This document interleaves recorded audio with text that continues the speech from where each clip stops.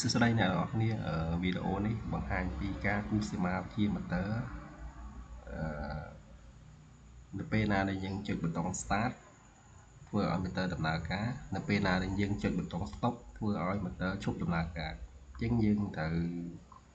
មានកម្មវិធីមួយគឺ Cat Simul អញ្ចឹងយើងបើកវាមកបន្ទាប់មកគឺយើងបញ្ចូលលេខកូដវាមកគឺ4962អូខេមកក្នុងករណីនេះបើសិនយើងមិនបញ្ចូលលេខកូដវាទេគឺយើងមិនអាចរ៉ាន់វាបានទេអញ្ចឹងយើងព្រីព្រៀមដើម្បីគូសសមាវិធីម៉ូទ័រតើយើងត្រូវមានឧបករណ៍អ្វីខ្លះហើយយើងត្រូវគូសយ៉ាងម៉េចអញ្ចឹងពាក់ព័ន្ធជាមួយការចុចប៊ូតុង Start ធ្វើឲ្យម៉ូទ័រដំណើរការហើយនឹងការចុចប៊ូតុង Stop ធ្វើឲ្យម៉ូទ័រឈប់ដំណើរការតែយើងត្រូវមានឧបករណ៍អីខ្លះឥឡូវយើងឧទាហរណ៍ចុះថាឧបករណ៍យើងប្រើភ្លើង220អញ្ចឹងយើងត្រូវមាន LMN យើងត្រូវទៅប្រភពសិនអញ្ចឹងប្រភពយើងត្រូវមកមើលកន្លែងនេះអញ្ចឹងយើងរើសយក L1 មកហើយនឹង N1 ទៀតអូខេបន្ទាប់ពីយើងរើសប្រភពហើយយើងទៅរើសប៊ូតុង Start ហើយនឹង Stop អញ្ចឹងអានេះគឺប៊ូតុង Stop យើងដាក់នៅនេះមកយើងទៅរើសយកប៊ូតុង Start មួយទៀតដាក់នៅនេះហើយនឹងទៅរើស Full Zip មួយទៀតដើម្បីការពារ security របស់យើងអញ្ចឹងបន្ទាប់មកគឺយើងត្រូវទៅយក bobin របស់ contactor bobin contactor នៅកន្លែងនេះលើកន្លែងនេះមក coil របស់ contactor ហ្នឹងបន្ទាប់មកគឺយើងចាប់ផ្ដើមភ្ជាប់ខ្សែអញ្ចឹងខ្សែនៅកន្លែងនេះ select លើខ្សែមកអូខេតមកគឺយើងចាប់ផ្ដើមភ្ជាប់ខ្សែពី Fa ពី L មក Full Zip ពី Full Zip មកប៊ូតុង Stop ពីប៊ូតុង Stop មកប៊ូតុង Start និងពីប៊ូតុង Start មក Bobin របស់ contactor តមកកន្លែងនេះយើងត្រូវភ្ជាប់ពី Bobin មកខ្សែនឹងអញ្ចឹងយើងយកខ្សែពណ៌ខៀវមកអូខេជាប់មកខ្សែនៅប៉ុណ្ណឹងបន្ទាប់មកគឺយើងត្រូវកំណត់ឈ្មោះរបស់ឧបករណ៍មួយអញ្ចឹងអានេះឈ្មោះរបស់វាគឺ Full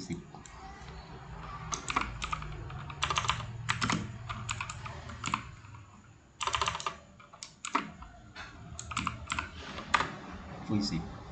ចំណែកឯអានេះគឺប៊ូតុង Stop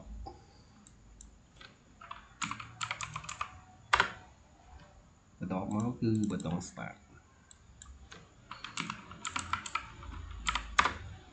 អូខេបន្ទាប់មកទៀតគឺ Bobin របស់ contactor យើងកំណត់ឲ្យ KM អូខេឥឡូវយើងចាប់ផ្ដើមរ៉ាន់វាមើលតើវាយ៉ាងម៉េចដែរដើម្បីរ៉ាន់ CQ នេះបានគឺយើងចុចចូលកន្លែង Simulation តមកគឺយើងចុចប៊ូតុង Start អូខេអញ្ចឹងនៅពេលណាដែលយើងចុចប៊ូតុង Start ធ្វើឲ្យ Bobin ដំណើរការអញ្ចឹងនៅពេលយើងបន្លែងដៃមកវិញគឺ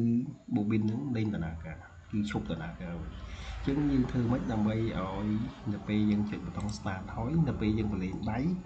ធ្វើឲ្យ Bobin ហ្នឹងដំណើរការជាប់ជានិច្ចអញ្ចឹងយើងត្រូវប្រើ Cell Holding អញ្ចឹងយើងមក stop sequence វិញសិនដើម្បីគូសបន្តទៀតឥឡូវអញ្ចឹងយើងត្រូវទៅយកជើង NO របស់ contactor អញ្ចឹងយើងមកមើលកន្លែង tape នេះយើងមកយកកន្លែងនេះមកជើង NO របស់ contactor អូខេតមកយើងកំណត់មក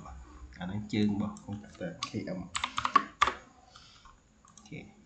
បន្ទាប់មកយើងចាប់ផ្ដើមគូស sequence វាអូខេជាប់មកចឹងអូខេឥ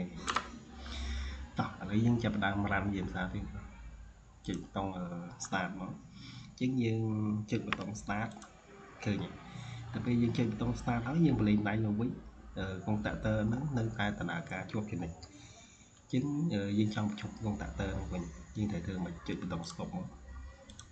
ឃើញ contactor ហ្នឹងលេងដំណើរការអញ្ចឹងsequence វិជាយើងគឺយើងគូសរួចរាល់ហើយអញ្ចឹងពាក់ព័ន្ធជាមួយនឹងឥឡូវយើង stop សិនពាក់ព័ន្ធជាមួយនឹងប្រព័ន្ធនេះ